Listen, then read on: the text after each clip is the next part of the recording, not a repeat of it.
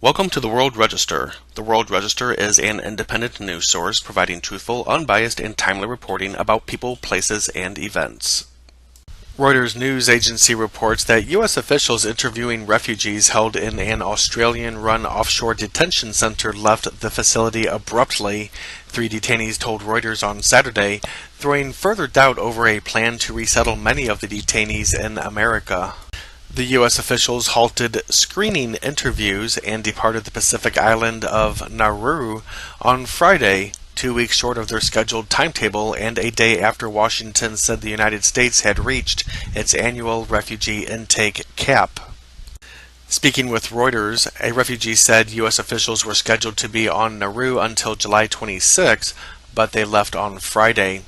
The Australian Immigration Department declined to comment on the whereabouts of the U.S. officials or the future of a refugee swap agreement between Australia and the United States that President Donald Trump earlier this year branded a dumb deal. In another report by Reuters news agency, the U.S. Department of Justice on Friday asked the Supreme Court to block a judge's ruling that prevented President Donald Trump's travel ban from being applied to grandparents of U.S. citizens and refugees already being processed by resettlement agencies. In a court filing, the administration asked the justices to overturn Thursday's decision by U.S. District Judge Derek Watson of Hawaii, which limited the scope of the administration's temporary ban on refugees and travelers from 6 countries.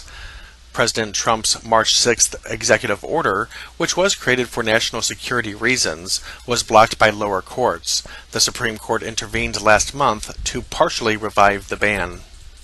And Hawaii News Now reports that a 5-alarm blaze at the Marco Polo condo in Honolulu killed 3 residents and injured at least 17 others Friday as it roared through at least a dozen units on high floors, trapping tenants who couldn't evacuate safely and sending black billowing smoke into the skyline.